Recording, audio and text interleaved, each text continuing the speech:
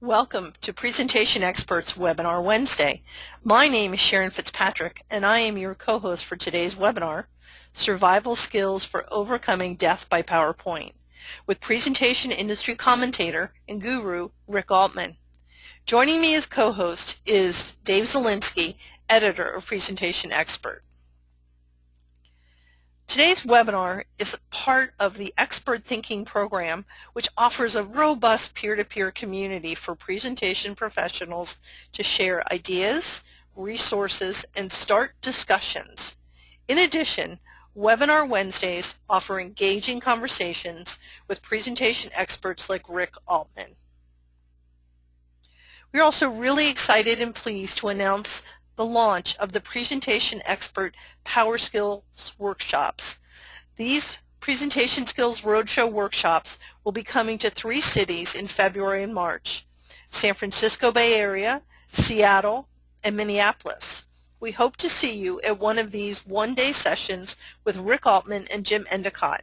For more information, please go to the URL you see on the screen.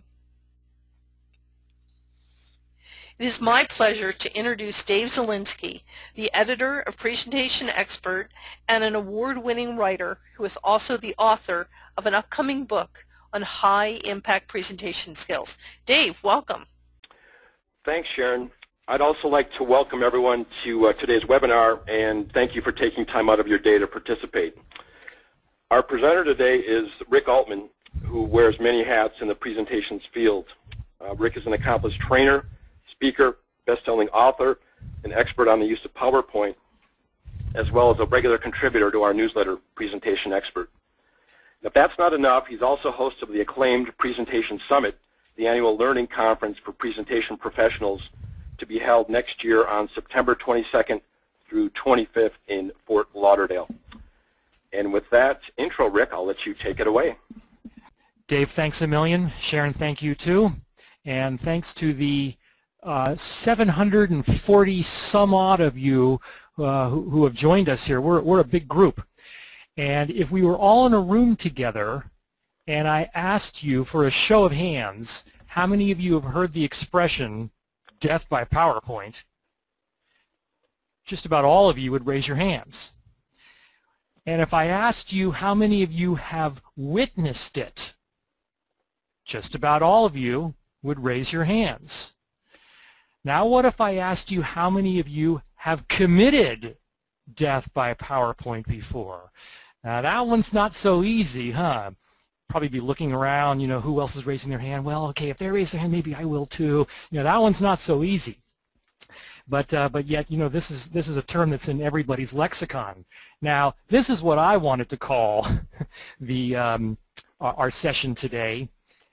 But our host wouldn't allow it. That seems a bit conservative to me, seeing how, indeed, I wrote an entire book with this as the title, and it has sold well enough to enter into a 3rd edition. And why not? We all know how sucky most presentations are. We've all had to sit through them, and indeed, if I go purely on statistics, many dozens of you on this call have perpetrated one or two in your day. We're just so used to it. We all know how bad most presentations are. How is it that we've gotten into this place? How is it that 99% of us use a tool that is the object of such derision? Everybody loves to hate PowerPoint, to the point that it affects our own reputations as content creators and as presenters. So how did we get into this place?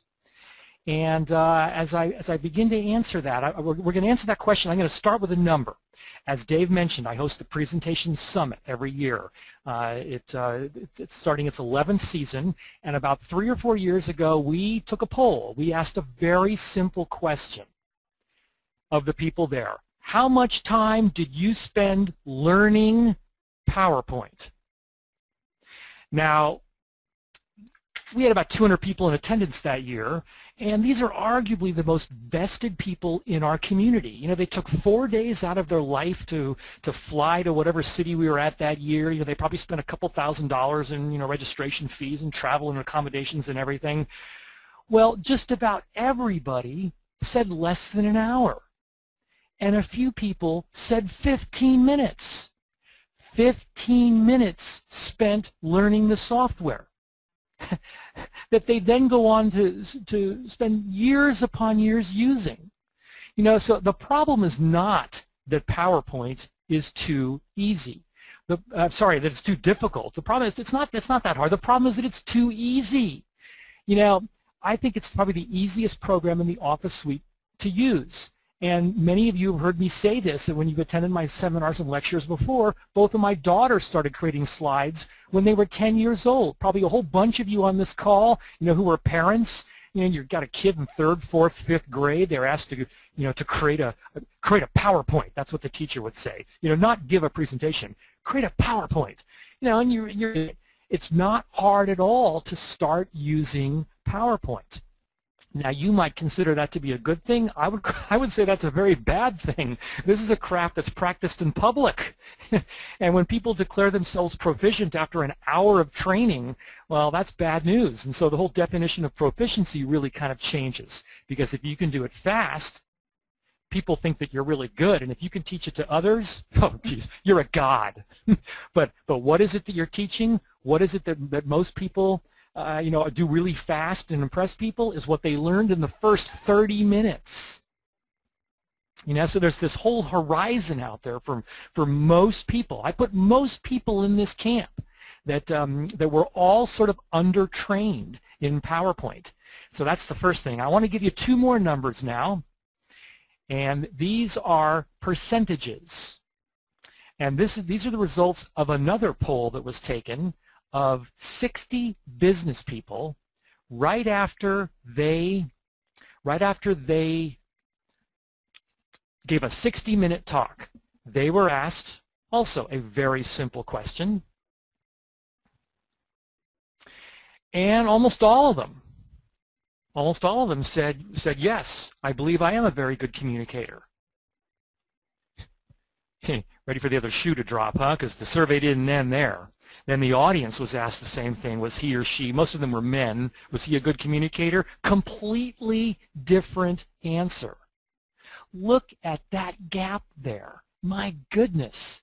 Yeah, so not only do we have all these people out there committing death by PowerPoint, most of them have absolutely no idea that they're doing it. So, you know, again, you ask, you know, well, how have we gotten into this place? These are a couple of the reasons why. Next. Most people who craft messages for presentation content do it completely upside down, according to most of the authorities. You know, how many times have you seen presentations that begin like this? You know, the standard slides that begin slide decks. You know, and here are 3 real live slides from a real live client of mine here in the San Francisco Bay Area. You know, starting with the mission statement. Yes, we uniquely combine our expertise in technology. And let me tell you a little bit about our company. We were founded in 1945, largest manufacturer of widgets west of the Mississippi, you know, and all this stuff. And then, you know, the slides that talk about all the wonderful clients that they have. Now, I'm not saying that these are bad slides to have in your deck. Most companies put slides like this somewhere. However, what does it say about you as the presenter? What does it say about your organization when these are the first 3 slides in the deck? Does that give your audience the impression that you are putting their needs and concerns first? No. No, of course not.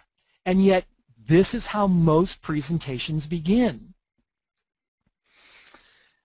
Next, what do you think? In many cases, the answer to this question is yes. PowerPoint can indeed act as a barrier and inhibit your ability to share these with your audience. You know, at a minimum, you want your slides to be neutral, but, you know, and of course, ideally, you know, you want your slides to complement your message. You want the visual component of your presentation to enhance, to complement you as the presenter, but all too often that's not the case. And the example that I love to tell is from my friend Lon. Lon is a tennis coach, and I used to be in the tennis business. And Lon is just terrific working with junior tennis players. He's got great ideas about how to motivate kids. I could sit down with the guy, we'd sit and have a beer, and I could listen to him for hours. And the United States Tennis Association, the USTA, asked him to speak at one of their local conventions in Northern California, and so he asked me for some help. He said, Rick, I want to show you my slides. And I said, what are you talking about, your slides? You're going to be out on the tennis court, aren't you? And he says, no, we're going to be in a hotel ballroom. It's after dinner, and I check. They got a projector for me, and look, I've even made a slide. That's tennis court green. And he tells me that he spent an hour on that tennis ball in Photoshop, making a little shadow there. and then he put up some text, and well, there was silence in the room for a moment as I asked him, I'm sorry, but Lon, I don't understand what that means. And he says, well, just a minute, I have to give you the rest of it also. And I had nothing to say. I was sort of dumbfounded as he begins to practice on me. So he started out. You see, there are, athletes, they all sort of have their own rhythms about these sort of things. You could see what was happening to the poor guy. He just got completely hosed up. He went on defense. That's what I call it. That's what I call it when Lon found himself explaining the slide rather than sharing his ideas with his audience. And this was about to be just a disaster for him because he couldn't get out from under this slide. I mean, even though this is a relatively simple slide, this slide was about to make him seem really, really stupid. So I pleaded with him to not go this route. I said, look, Lon, they don't need any of that stuff. Forget it. Look, here's Andre Agassi. Everybody loves Andre Agassi. There's really one question that's at the core of all of this. And, there's a few talking points. That's all you need, Lon. Please don't commit death by PowerPoint in of a bunch of innocent tennis coaches. They didn't do anything to deserve that. And indeed, this was a much better result. But PowerPoint was about to make him seem completely stupid in front of his peers. Now, what this suggests to me is that while PowerPoint is a perfectly fine place to end up, it's really not a good place to begin. In fact, I think the computer in general is a very bad place to begin any sort of a creative project. There's just so much temptation to make it perfect. Using computer software is all about making things perfect. I mean, even when I sit down in front of Word, there's backspace and autocorrect and all these wizards and things, and it's like sit down, okay, quick, become brilliant. That's just not the way it works. I think that you should get far away from the computer really when you start out. I mean, here's my starting point. For a training session for how employees would use their local area network, this was how I put together my ideas. As you can see, I failed third grade penmanship. I should have been a doctor or something, for heaven's sake. But, this wasn't intended to be shown in front of 740 some odd people on a webinar. This is for my own purposes. This is like the veritable cocktail napkin. And this is a much better place to start out than the computer, where all the computer cares about is, making things perfect. Okay, so on this next image, you're going to see clearly I'm dating myself here. I have the feeling that several of you on this call have never even seen a phone booth, let alone remember the old fraternity prank of how many people can be fit inside one. Why does this remind me of the way people create their slides? Why do we do this to ourselves?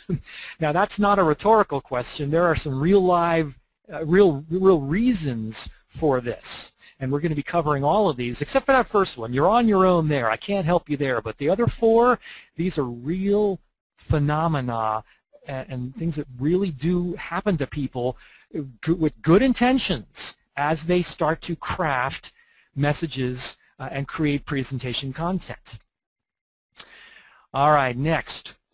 Everybody's favorite topic. Both of these statements are accurate.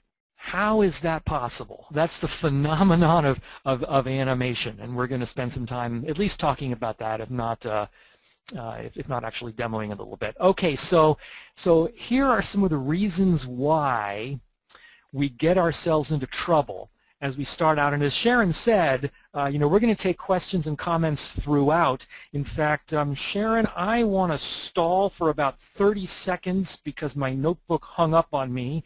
And so perhaps if there are any questions now, or you could just reiterate the invitation to people. Go ahead and spend 30 seconds. We've got tons of questions. So here's one that I think is pretty important since you just kind of went over it. When are you giving a presentation to an organization? Are you getting permission from people like Andre Agassi to use their image, their name, their logo, etc.? Yeah, you do. I mean, that image appeared in the book also. And so yes, I did need to find, I needed to get permission for that. Now, you know, so often people are so, oops, hold on, that worked. People are so grateful for you even asking, because so many people just steal imagery that just when you ask, usually people will, oh, thank you so much for asking, and they'll almost always say yes. You know, sometimes if it's a really large organization, I will confess that sometimes I've asked, and who knows where the request goes, and then I decide that it's better to seek forgiveness rather than permission. You know, and if they come back to me, then I will apologize. You know, I don't know that in normal circumstances for showing an image on a webinar, anybody's ever been sued or anything like that. I mean, the worst that happens to people is they're told not to do it. But it's usually very easy to seek permission and often get it because, again, people are just so grateful for your even asking. We have one question that everyone seems to want to know. It's from Peter. He says, my company requires we use a PowerPoint template for all presentations, and most presentations look the same. How do you make it stand out without running roughshod on company policy and identity? Yeah, so Peter, that's a real good question, and that's going to sort of act like the backdrop for a lot of what we're going to discuss today. So I think what I want to do is I want to task you with coming back to that question in a little while and telling me if some of the stuff we talked about here addresses that. You know, at a technical level, it's pretty easy to outsmart a template. You know, on any page, you can say override what the template wants me to show on this slide. So I mean, you can create slides that look completely different and still using a corporate template. Yeah, I'm not saying that that's going to be good for your career necessarily. So the question, a lot of it is meant by having to use a corporate template. If it means that you must make every slide look just like a robot, well, yeah, you know, now that's a real problem, and now it's a question of changing company culture. That's not something that we can do in a 60-minute webinar. But you know, that said, there's lots of ways to discuss how to use and how to get around, how to do an end run around a template. Okay, so let's keep going here, and let's talk about this first topic. Now, the solution to many of the problems that we've talked about so far, the solution lies in large part with a set of skills that many of you believe that you don't have. And I am here to tell you that you are wrong. And that is our first topic of this session, how you can design better presentations and what it actually means to be a better designer of presentation content. So we're going to start with a question. This question right here. And I want you all to answer this question, and I want you to answer this question by taking out your mobile phones. All of you right now, take out your mobile phones, because you're going to send a text to that number right there, 22333. Your text is going to include one word, and it's the word that best describes your design experience. Either that you have a professional background, note that word in blue and bold, or you're an amateur with good instincts, or you're a hack, but you get lucky sometimes, or you couldn't design your way out of a dump truck. Right now, one of those 4 key words, text it to 333. Now, as we're waiting for results to come in, I can tell you I already have an expectation around this because very few people come to presentation from a background in a professional background in design. Very few people do. So right now what we're seeing here pretty much meets with my expectation. There's a few of you that would call yourselves professional designers. There's a few of you that wouldn't be able to design your way out of that dump truck, but most of you are going to create a bell curve right in the center. Now, usually amateur and hack are competing with one another, so this group, Sharon, is a little bit ahead of the curve in that there are more who say that they have good instincts than those who just hope to get lucky. Are you going to be able to get them out of the dump truck? Oh, gosh, I can get them out of the dump truck, yes.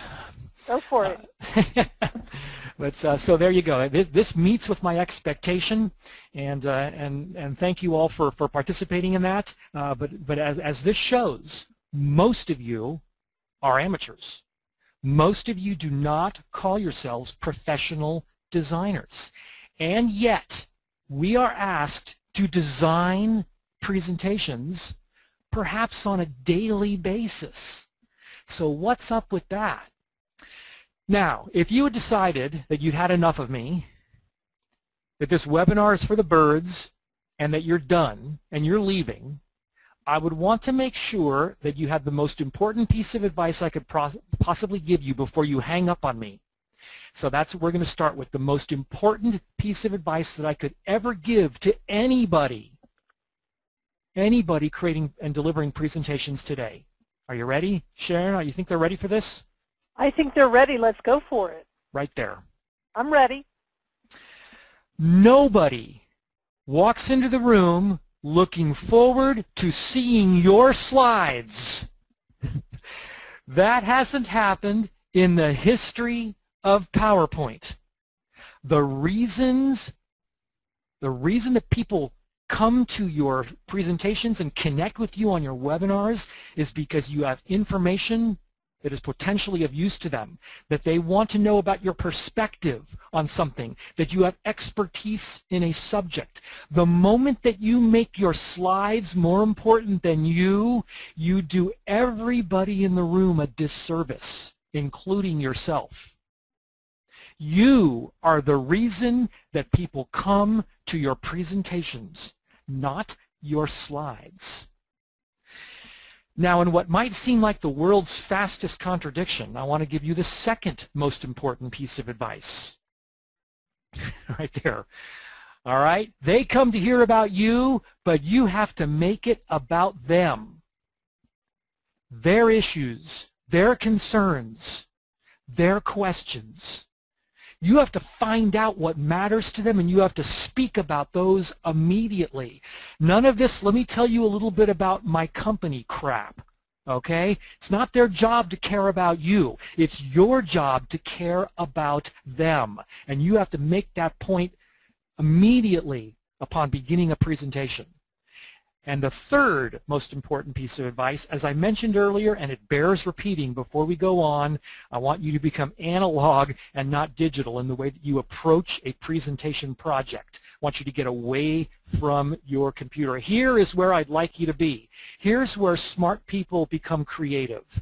Here's where creative people become brilliant. When they're scribbling down ideas, that's no good, crinkle it up, throw it away, and start over. That's how you open your creative canal as wide as possible. And you can't do that when you are sitting in front of the computer with your hand on your mouse. I mean, what, Sharon, when you start a presentation project, when you open PowerPoint, what do you get? A blank screen. That's right. You get title, bullet, bullet, bullet. You know, I don't know too many people who can become brilliant in a little box like that, title, bullet, bullet, bullet, and yet that's how most people begin, with their hand on their mouse, and they get paralyzed. So again, the cocktail napkin is the better place to be than anywhere inside the computer. Now you may be wondering what any of this has to do with design, because remember, that's that's what this first topic is all about. Well, I will tell you that it has everything to do with design. And in fact, I may have to remind you about what the word even means. Here's the definition of design: how something is built, what its structure is, how it functions. But all too often, we hear the word design and we think how something looks. That's different. You know, and I'm guilty of this also. I use lazy language around this sort of stuff. I might look at somebody's slide deck and say, oh, that's a well-designed slide. And what I really mean is that it's a pretty slide. And, you know, don't get me wrong, it's nice to have attractive slides, but if you only have decoration and you don't have a well-designed structure, a good foundation for your presentation, that's going to be problematic for you. So you need both of these. And on the subject of design, I want you to ask 3 questions before you ever consider yourself ready to deliver a presentation. Now, these first 2 should be obvious, but they're not. If I had a nickel for every time a client has said to me, thanks, Rick, thanks for the slides, you know, I'll just sort of speak to them when they come up on screen. Oh, man, you know, is that just asking for trouble? You got to be able to answer yes to these 2 questions. And if you can, then you can ask yourself a 3rd question. If the projector blew up, could you still give your talk? You know, we PowerPoint trainers are really the only ones exempt from this in classroom situations when I'm actively teaching the software. Everybody else needs to be able to answer yes to that 3rd question. If you can answer yes to these 3 questions, then you might do okay. You might do okay with a slide like this.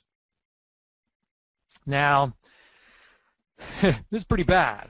This is pretty bad, huh? I've seen worse. You know, I've got plenty in my client files, and this is not the worst of them. But this slide, this would be very problematic. This slide would send me on defense. I have to work very hard to get through this slide. But if I had answered yes to those 3 questions, if I were really prepared, I could make it through this slide. But, ladies and gentlemen, that's the irony of all of this. Because if you were truly prepared to speak about environmental exposure, you wouldn't need a slide like this. You would do just fine with a slide like this. You know, and you tell me which you'd rather have as the backdrop if you're the audience. If you're going to spend 10 minutes or so listening to somebody talk about this topic. You know, that's kind of a no-brainer. And that's the irony of all of this, is that we work so hard on our slide content, which then causes us to create slides like the one on the top left, which makes us work even harder. You know, I want to see you working softer, not harder. Rick, I have a comment from Marge. She says, how do you get people to get out of the habit of reading the slides? That's seems like a perfect can I read it really quick slide. Well, yeah, that's the whole thing here, is that when you create slides like that, you then become a robot. And Sharon, you and I have talked about this. The principles of a good presentation. A good presentation is composed of 3 things: what you say, what you show, and then what you give to your audience. You know, the tangible thing that you give. What you say, what you show, and what you give. Ideally, those need to be 3 different things, but all too often, they're the same thing. And this is just human nature. When you're presented with fully formed thoughts in front of you, it's very hard to do anything other than read it. We're going to come back to that in just a little bit. In fact, can I ask, is the cocktail napkin looking better and better? The cocktail napkin is looking better and better, because the cocktail napkin forces you to first let your thoughts simmer a little bit, and then when it's time for you to move to PowerPoint, you know, you're not sitting there, okay, what do I want to talk about? You already know what you want to talk about. So yes, the stock in the cocktail napkin just went up. Glad to hear it. So there you go, the 3 questions that I want you to ask at all times. Now, This is widely recognized as the mother of all PowerPoint maladies. And so Sharon, to the person that asked that question, and I see here from the question lines lots of people are asking questions like that. I mean, this is really the core of it all. And when I say that this is the most annoying of all tendencies on the part of content creators, I mean that literally. I have a colleague, and those of you that have attended the conference, you know him well, Dave Parody. He conducts a poll, a biannual poll, and he asks people, what annoys you the most about PowerPoint? Too much text on a slide is always in the top 3, and right now it's in the #1 position. So I can literally tell you that this annoys people more than just about everything else. So let's dive in a little bit further. And oh, actually, I'm sorry. I want to take a little detour. I want to talk a little bit about one of the issues with too much text on a slide is always about contrast. And you know, people have good intentions often when they want to integrate photos into their slides. And this is one that a client took of their building. That's a very nice photo, very cutting edge, very Silicon Valley-like, good angle and everything else. And I could think of many ways that I might use this photo in on a slide. But I can tell you that this would not be one of them. And you can see the problem here that you know, the dark areas of the photo, there's fine contrast, but then those light bulb things, well, that's a disaster.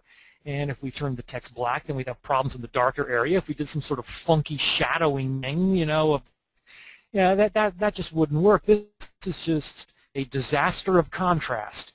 And so I want to start with a little demo now. Sharon, let me know if you're able to follow my mouse okay. Well, I've dropped out to the interface here, and it looks like my screen's following just fine. I want to just talk about a very simple technique that you're going to see many times over the course of the next half hour. Rick, I just want to tell you, I do see your mouse. I'm not seeing it move, but I do see your pointer. I just created a rectangle, a big old blue rectangle. Did you see it? Nope. You haven't seen the big blue rectangle yet? There it is. Okay, good. Yep. So slow me down if necessary. On my notebook computer next to me, it's happening real quickly, and but if I have to go slower, I will. I'm going to send this rectangle to the back. Rick, I don't think slow is in your vocabulary. Hey, I resemble that. I'm going to slow it down I'm going to slow it down. I'm going to send it to the back one more time. So now you should be seeing the text in front of the blue rectangle, and the blue rectangle is in front of the photo. So the photo is completely obscured. Now, with a very simple technique using the Format Shape dialog box, which everybody should see up in their top left corner right now, I'm going to simply dial up a level of transparency. Sharon, are you seeing that transparency occur? Now I am.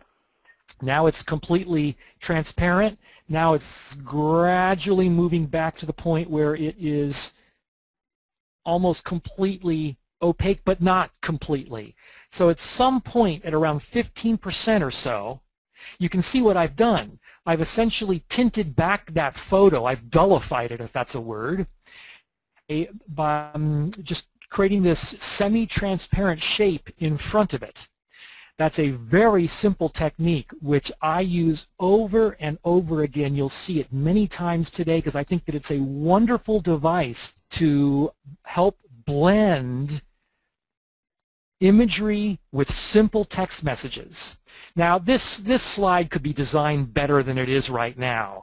But at least now we've saved it. We've saved it from the dreaded issue of not enough contrast just by reducing the contrast. When you take a shape and you drop it on top of a photo like this, you essentially reduce its contrast. PowerPoint has built-in controls for doing this also, and you could certainly experiment with them. I find that this is this is actually a more flexible way to just drop a shape in front of the photo and make it mostly opaque like this. All right. But now let's really get to the main event here. Slides like this that just have too much text on them. You know, when I sat with a client, this is a real slide from a real client, and I asked them to pretend that they were up in front of the room speaking to that first bullet point. And of course, that's an interesting question. What is the first bullet point? I'm going to use my mouse here. Is that the first bullet point? Well, you know, Sharon, I think that bullets have to have more than just one thing in them. Isn't that the whole idea of a bullet, that it be a list of ideas? I don't think you can have a bullet of one. So I don't think that this qualifies as a bullet. This should probably be the headline or something. You know, here's the first bullet. And I asked my client to pretend that they were up in front of the room speaking to that first bullet point.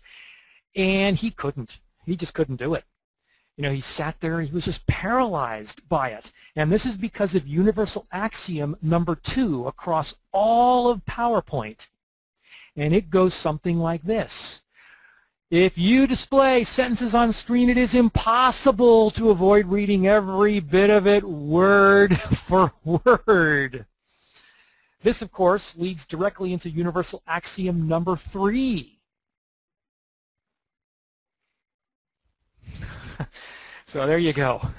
Axioms number 2 and 3. It takes an extremely disciplined presenter to not just read when confronted with fully formed thoughts like this.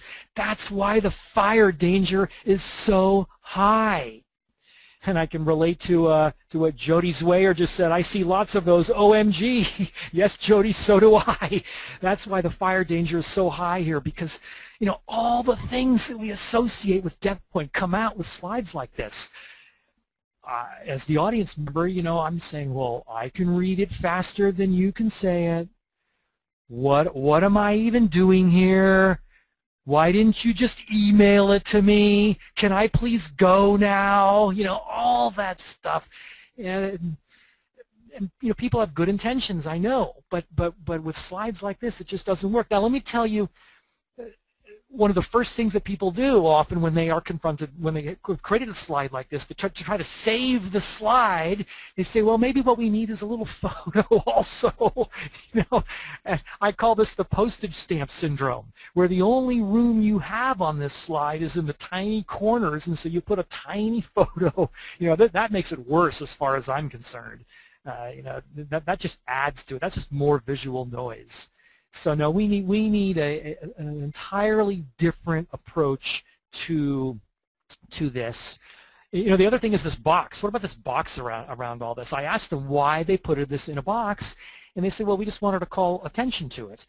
Well, you know, really, this box just reduces contrast. It doesn't increase contrast, so the box also sort of works against them. So, you know, what do we do here? And sorry, Thomas, animating the bullet points is not going to be good enough. No, I want to challenge you, and I call it the 3-word challenge. Can you reduce every one of your bullet points to 3 words or fewer? 3 words or fewer. Now, that might be very difficult to do. It might be impossible. Mickey can do it. Yeah, but you must try nonetheless, as I'm going to now with this slide here. So the first thing I'm going to do, first I got to put a little bit of lipstick on this pig. We got to get rid of that box. That box has no business being there. And what a waste of a title, summary. You know, so let's get that first point up into the title area where it belongs. And now, so here we go. So we're going to start the 3-word challenge on the title itself. What are the risks to customer satisfaction? That's really what this is all about. Okay, and how about that first point? There. Next. The quality control is deficient. Now, I'm not suggesting necessarily that the words that I'm targeting here for elimination are not important. They might be very important. They might be so important that you need to say them, because remember, you are the presentation. I'm just suggesting here that they don't belong on the slide. Let's keep going. Now, I thought long and hard about this next one, and the conclusion that I reached was that right there. That can just be said. Same thing with the next one. Now, with only one exception, as you can see, Sharon, I failed most of the time. I did not get under 3 words other than just one time. We'll let you slide the one time. But what I can assure you is that the reward is in the attempt. Because look what I've done. You know, look what I've done to this slide.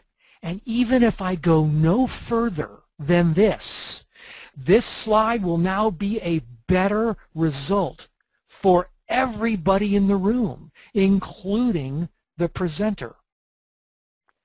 So you know, now that, yes, Sharon. I don't know if you saw Gary's comment. Wasn't the old school rule never to exceed 5 words wide and 5 bullets? Has that now changed? I have heard rules of thumb like this. Every time I hear a rule of thumb like that, I could find some way some way to take issue with it, some exception that disproves it. Not to say that Gary's point isn't well taken, and indeed, you know, certainly the fewer the better. So I would think that would be a very good aspiration. There are going to be times when it's just not going to be possible. There are going to be situations where it's appropriate to have a list of more than 5 things.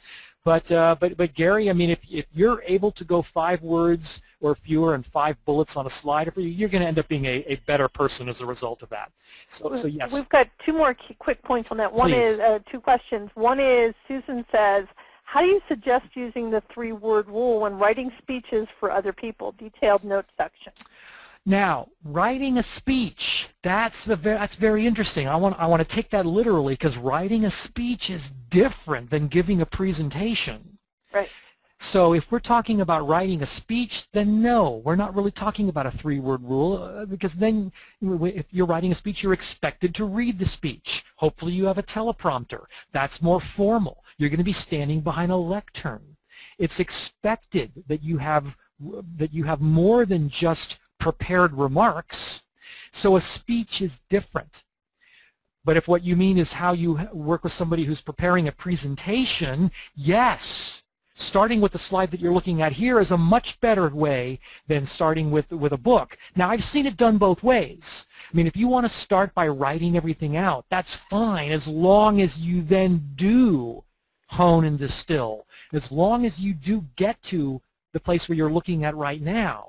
It doesn't matter if you start here and then write your book, or write your book and end up here, but you've got to have both of them, and we're going to elaborate soon on why that is. So I have one that was intriguing to me from Woody, who says, I sometimes present PowerPoints prepared by others on sensitive legal issues, because I've been in this spot, where every word has to be included on the slide and I cannot change anything. Very what do good. I do to make it more palatable? Yeah, hey Woody, I see that question here. Woody, stay tuned. I'm going to speak to that very point really soon. Okay, good. All right. Well, on that, it's time for me to turn it back to you. Okay, so now, as I mentioned, if I go no further, this slide is already in much better shape. Of course, we can go further. You know, and now maybe for the first time ever, the person who created this slide has an opportunity to think like a designer. You know, those of you that said that you couldn't get out of a dump truck, and those of you that called yourselves hacks and all of that, you know, who knows? Who knows if you have any instincts by design? Most slides afford you no opportunity whatsoever. You know, there's no way that a professional designer could have really done anything at all to the way this slide was initially. But now with this canvas that we have, you really can think like a designer for the first time. And my hope is that you do more than just say, hey, well, you know, this handshake photo, well, you know, now we can make it bigger. Or, hey, we have a modern version of PowerPoint, so, you know, let's put a little shadow behind it. How about if we try a reflection? Or maybe we can, you know, turn the thing sideways and put it in a box and 3Dize it and all that stuff. I mean, these are very tempting things to play around with, but yeah, I mean, that's not really going to help make this slide any more evocative. I mean, this is still just a boring, cliche-ish photo. Okay, but no, now, you know, I want to see you really open up your horizons a little bit. Let's get some nice big imagery. Experiment with them. So here's one option. You know, you could like it or hate it. You're completely invited to hate it. That's okay. And the idea is that you experiment with these things. And I want you to go big. I want you to fill your entire slide with evocative imagery and experiment with it. Here's another one. And a third one. Now, this is stock photography. I admit, however, if I were your client, the first thing I do is I would I'd ask for you to call a meeting with your customers, and I'd be there with a camera photographing it so that these would be really you and your customers. And you know, when you start working with imagery like this and with honed and distilled messages, well, you know, you tell me, isn't that kind of a no-brainer as to which would be the better result, which would be the better backdrop? You know, to speak to the risks of customer satisfaction. You know, this is just a total no-brainer here. When you can blend imagery with simple text messages, you now create slides that vibrate on a completely different level. This is a totally different experience for your audience, and one that they may only have, you know, 1% of the time that they go to sit in on a presentation. Now, my client files have many examples of this. Here's Southern California Edison, the largest public utility west of the Mississippi. There's the postage stamp syndrome. You can see at top left where they just took a little photo, jammed it up there into the corner. You know, that's actually a nice photo. It's very evocative of the company. That's an electrician doing his job. And you can see as soon as you can remove the flotsam from your slide, totally different. Here's a major pharmaceutical company in Chicago. Boy, you know, I could carve out a living working just in the pharmaceutical industry. They create so many slides and they have so many issues like this. Here's an oil and gas company. Believe it or not, you could actually, you know, make oil exploration look attractive. That's a nice photo that was taken. Here's a high-tech firm just down the road in Silicon Valley. Had all sorts of problems with trying to give a brief about a trip to Washington, D.C., including a photo of the company CEO with Barbara Boxer, and Barbara Boxer wasn't even one of the people that they met with. And even the U.S. Navy. Now, I would have liked to have carved down that text a little bit more than what it was, but, you know, the Navy being as it is. But still, you know, every vertical industry that I can think of can benefit from the three-word challenge and honing and distilling your messages like this. Now, the three-word challenge is one of my most important recommendations to you. It supersedes just about any other tactic that I can think of. But when dealing with the problem of text-heavy slides, it's crucial to understand why people get themselves in that predicament. Why do they do it? And in my experience, there are 4 main reasons. And I mentioned them earlier, and I'll show them to you again. 4 main reasons why people get themselves into trouble. Now, this first one's easy. This is the easiest of all. This is the person that's brand new to PowerPoint. You know, she was good with Word and Excel, and her boss said, "Here, learn PowerPoint," and PowerPoint's easy. And so, this person started off creating some stuff in the software. She didn't realize that she was committing death by PowerPoint when she copied everything from Word into PowerPoint and hooked up a projector. You know. But she's easy because she hasn't learned any bad habits yet. You know, so you tell her about the three-word challenge. You know, you task her with just picking out the key points of the message, and you know, soon, you know, she's going to be fine. You know, so this is easy. The person who doesn't know any better. These next 3, however, are not so easy. Starting with the person who is quite literally addicted to his or her, usually it's men, usually his slide content, and here's Exhibit A. This is just the poster child for this. You know, my goodness, where do you even begin with a slide like this? And I was in the room with the people. The first thing I said was, okay, well, make the title smaller and get rid of all that ridiculous stuff at the top. And I'm thinking, you know, how far can I really go with these people? I would love to remove one level of bullet, like to there. I'd love to get to here, and really these should be 3 separate slides, don't you think? But I figured that I would ask for this, I'd settle for this, and the guy who created the slides stood up, looked me right in the eye and said, I'm sorry, but no, that's not possible. It must be, I must have it all there. I said, well, okay, how come? He says, because I can't function without it. Sharon, that's what he said to me. I can't function without it. Doesn't that sound like an addict? It does. Does he send extra large reading glasses with each slide? Lord only knows, but he was literally addicted to all of his slide content. And so, I mean, what am I going to do? Tell him, no, you can't do it that way? When he's, I mean, I'm just the consultant. I'm brought in to give advice. So the best I could do for this slide junkie was to suggest an entirely different approach to the slide, where it all comes in like this. So now I'm giving you I'm sort of giving you an idea of what you're about to be in for, but I'm also telling you don't even try to read it yet. And now with each click, you know, we're going to bring in one. And I'll talk a little bit about phase 1, yada, yada, yada. Another click, here comes phase 2, blah, blah, blah. And then phase 3, yada, yada, yada. You know, now maybe you can get down to the very bottom of phase 3, you know, digesting all this without barfing all over the place. But that's really about it. The best I could do for the person who is quite literally addicted to his slide content. Maybe you know people like that, ladies and gentlemen. Maybe you are people like that. Just saying, there's still, you know, several hundred of you on this call, and pretty good chance that there's a few of you that can relate to this. That, you know, it's like your ultimate safety net, your security blanket. And we can talk about sending you through detox and having an intervention. I've actually done that. PowerPoint Presenters Anonymous? Well, yes, I've actually participated in detox before, and during the Q&A we can talk about that if people want to. Most of the time, though, it's this next one that's the biggie. The reason that you create too much text on your slides is because you are asking your slides to perform double duty. You are asking them to be both the visual component of your presentation, and you are asking them to be the printed handout. Now, Sharon, I want to choose my words very carefully here. I've been doing this for 17 years now. I have seen literally thousands of clients try to do that. Just like Jennifer just said, it's the problem in her company. She's seen it too. But not once have I ever seen it done successfully. Not once.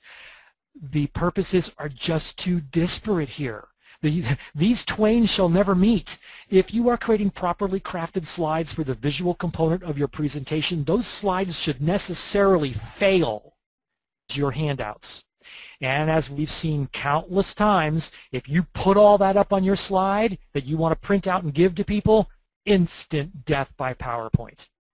You must create two documents. You must create two things here.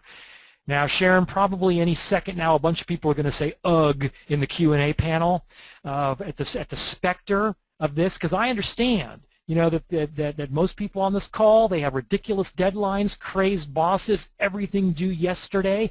I understand all of that, but it does not change my advice to you. Sorry, Deanna. Sorry, Gary. That you must create two things here. Now, what I want to do, however, I want to assuage your pain a little bit by showing you a technique within the software that can make it easier to do that. So right now you should be looking at a slide from a client from Motorola, and they create slides like this on a regular basis, and you just know, you can just see that this is a slide that was designed to be printed. Okay?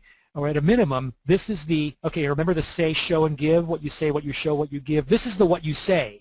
Okay, this should not be the what you show. Now, you all on this call, you probably know about the Slide Master, right? You know, that's the place where you create the global look and feel for your slides. You also probably know about the notes page. And just to show that, you know, so here's a new presentation, and so here's a title, here's a subtitle, and the notes page, as you probably all well know, looks like this, where you've got your thumbnail up here of the slide, and down here, you know, you get to just type your own speaker notes, right? You all probably know about this. I'm going to suggest to you a completely different use of the notes page, and I want to introduce to you something you probably don't know. Because again, most of you know about the slide master, but you may not know that there's also a notes master. The notes master governs the look and feel of the notes pages, and if I go there now, you can see what I've done to my notes page. My notes page looks totally different. The slide thumbnail is much smaller. And you know, sometimes depending upon the application, I might get rid of it altogether. You know, it's often good to create a visual connection with what they saw in the presentation and what they're holding in their hands now, but maybe you decide you don't want it there at all. Motorola visibility, there's the title, there's a date. This is for the, look how big the notes section, it goes all the way up to the top, and the text is much smaller. Text is just, you know, 11, 12 point. Here's their logo.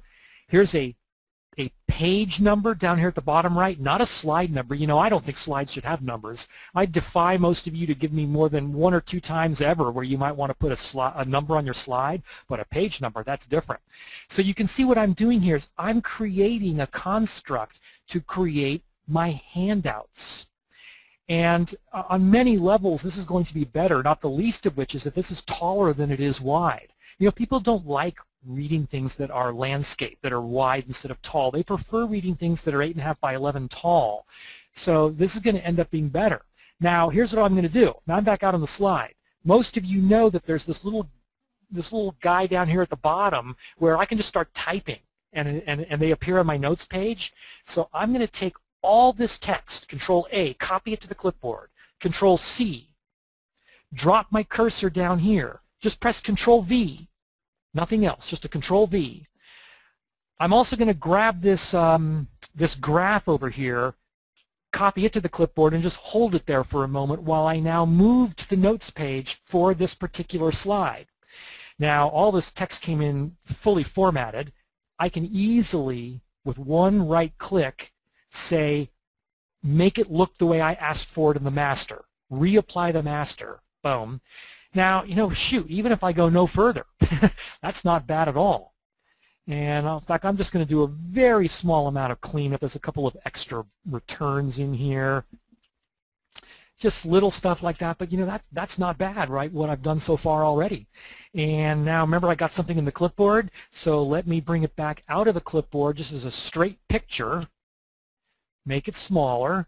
You know, and this is a pretty darn good handout that I've created in about, what, 30 seconds. This is going to be much, much better than just printing the slide.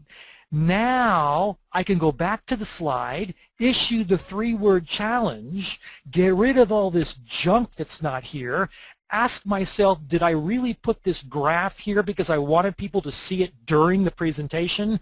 You know, Sharon, how many times have we heard it during a live presentation? You can't see this, but here's what it says. I mean, give me a break, you know? And so maybe this doesn't belong on the slide at all. Maybe all we want are these first 3 you know, big headlines, and that's all. Now I can do all that because I know that all the stuff that I need to print is safely tucked away on my notes page. That's what I will print and deliver to them. Here's another slide. All this stuff, this all can be sent to the notes page. All these things, you know, these are just ripe candidates for this. Now, so let me show you what that, what the end result is. So there's that slide as you saw it. That's what it could end up being after the 3-word challenge. And now, once again, I have the opportunity to really think like a slide designer. This is all about the home market, home control, controlling your multimedia devices with your technology. Well, that's just a piece of cake to find a really good photo like that. Now, there it is. This couple, they're controlling their television with their iPad mini. Perfect. Perfect, you know, and that amount of text is just right for having it sit in the corner. And there is that technique I showed you earlier, the semi-transparent shape.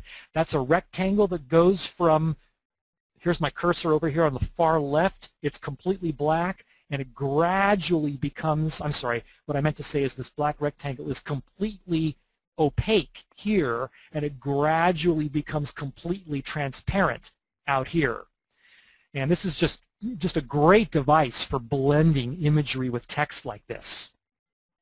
And this is going to be a perfectly fine slide during the presentation because I know that all that detail I have to give is going to be in a handout that's going to look much more like a handout should than just a bunch of slides printed at 24 point. You know, when you're holding a handout in your hand, you don't need anything more than 11 or 12 point.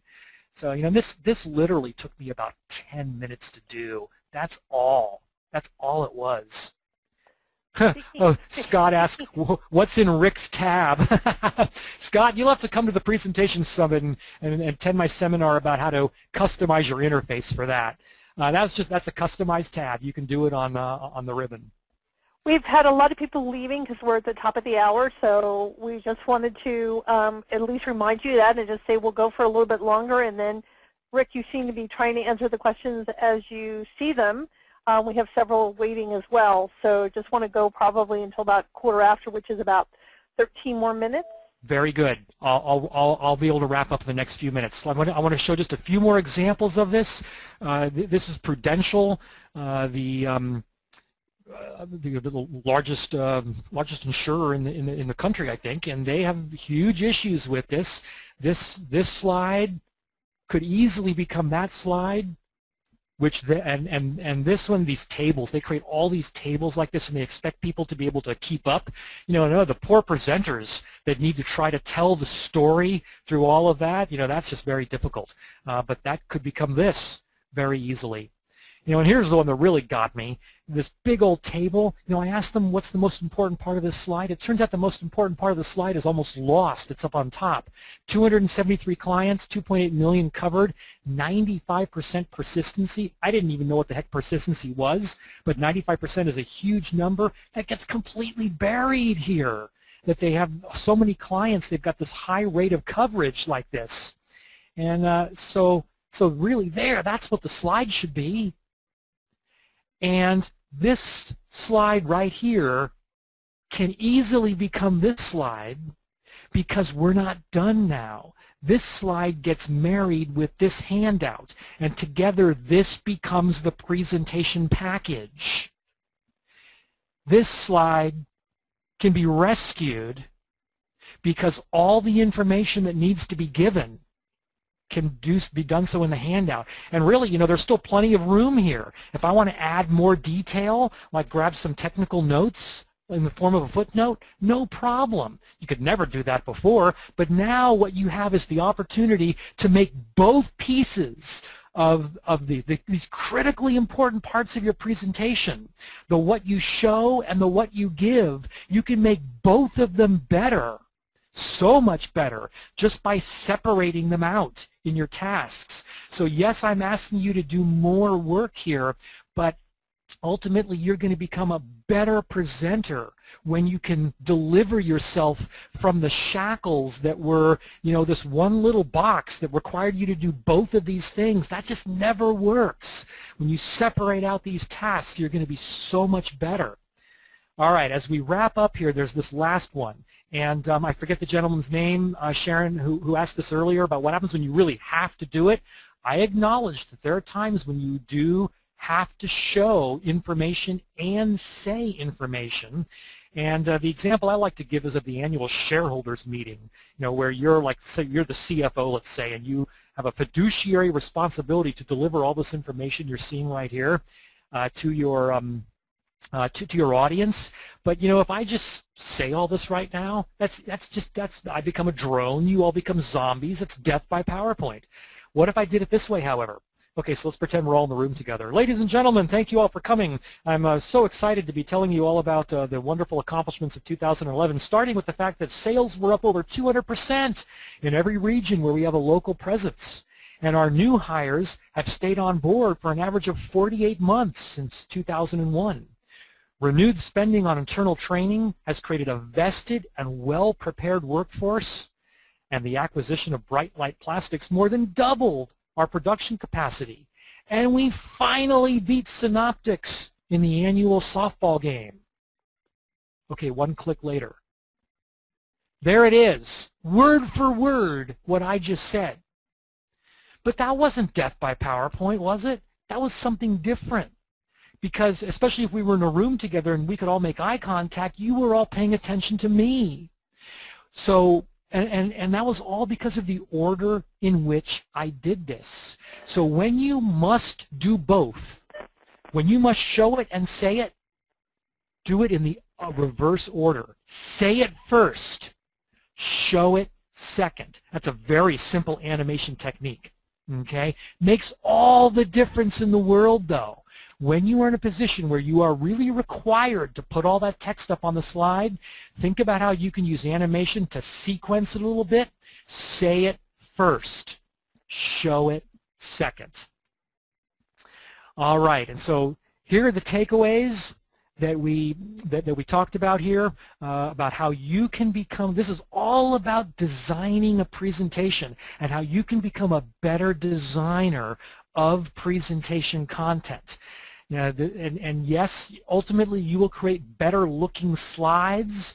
One of the nice residuals of this is that you will become a better slide designer once you think more clearly about how you can best design your presentation. Now, before we open it up to final Q&A, I just have a quick commercial, because if you enjoyed this topic today, you would absolutely love attending our annual conference next month. Across 4 days, we will cover the whole of the presentation experience from software technique through message crafting, slide design, and delivery. We have 3 tracks of seminars. Our Help Center is a total hands-on experience from morning till night. We have an expo that features all this new technology. We create an atmosphere that is unique for a business conference. That photo in the center was not staged. You cannot help but make lasting and meaningful relationships. We have watched business partnerships forged, permanent friendships formed. Sharon, we've had 3 couples meet at our conference and then get married. We are indeed a full-service event. Oh, congratulations for that. I think that's great. All of the critical information is on your screen right now, except for one thing. We are going to give away a free pass to one of you, and you simply need to go to that URL right there to enter. And would love to hear from any of you if you thought you might want to attend or have other questions or anything like that. And at this point, Sharon, we can start opening up for any final Q&A. Okay, thank you so much, Rick. I really appreciate that. I think that we've seen a lot. We've gotten lots of good questions. Here's one that just came in from Catherine, and you can read them as well. Is using cartoons a good idea or not? Catherine, that would depend upon where you were using a cartoon and why. And if you wanted to elaborate in the Q&A panel, go right ahead. I would say that cartoons. If you're using a cartoon like clip art, I don't know if that's really going to be so effective. If you're using a cartoon for humor, if you are satirizing somebody, if you're making light of something like that, then I think that it could be very effective. So I would need to know a little bit more about what the application is. If you're just talking about using clip art and you're using it really small, like so many people tend to do, now that's just going to be a lot of noise, and it probably is going to be a bit counterproductive. But if you're using a cartoon because you want humor and it makes the point, then it could be very effective. I think that was really interesting. There was another question earlier that talked about how do you pick pictures, and they were looking for your tips and tricks as to where to buy the best stock images, which kind of fits into cartoons don't work and you need really good images. Where do you go? I go to, let's see, I go to 3 places. I go to Dreams Time, I go to iStock Photo, and I do Google search. By far, the one that returns the most is Google search, when you click images and then you search on some keywords. The important thing, of course, is that though that's not like having a subscription at Dreams Time where you can just grab any of them. Once you find it, then you must go seek permission. And as I mentioned earlier, usually when I seek somebody out having found their imagery on Google search, they are so grateful that I didn't just steal it, that they almost always say yes, and they thank me for asking. So I use Google search a lot because it returns more than just about anybody else, and I'm willing to then take the extra step of seeking permission. I think that's great. We just got another question, the same thing. But what's your experience with Prezi or other similar formats? How does it compare with PowerPoint? Okay, so let's talk about Prezi in particular for a moment. I think Prezi is terrific technology. Prezi is wonderful for being able to create context. When you want to give your audience the impression, when you want them to see the forest and the trees, Prezi is terrific. Now, having said that, Prezi is in danger of sort of becoming its own cliche because the signature move in Prezi, as I'm sure any of you have seen, those of you that are familiar with it, is the zoom in and the zoom out.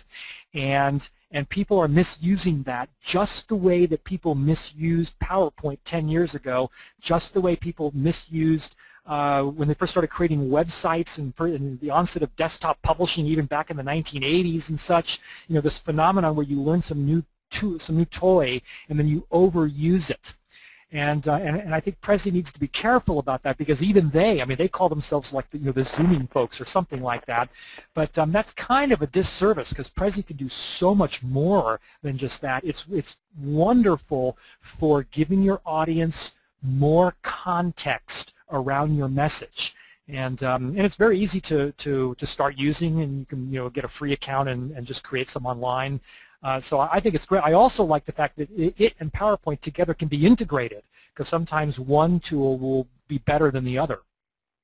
I think that's a good point. I think we're really kind of out of time, and so what I wanted to do is just kind of show our screen, which talks a little bit about just kind of our our community and that kind of stuff, which is the Ning community, where we will post some of these questions and ask you to answer them. People are welcome to join. Here's at the bottom there, you'll see where you can join. And it's just presentationexpert.ning.com. There's, you just go to the community, you're welcome to join, and we will continue the conversation. We want to thank you for coming. Next month, we're going to be doing some additional events, and you'll see it will be January 23rd next month, so join us, and then it'll be February 27th and March 27th as well. So we look forward to seeing you. We want to say thank you, Rick. You did a phenomenal job. All of the responses were great. The questions were great. So many so that we didn't have enough time to handle them. So thank you. And I appreciate it all as well to both to all of you at Presentation Expert and to everybody that was on the call. Thanks a million. Okay, thank you, everyone.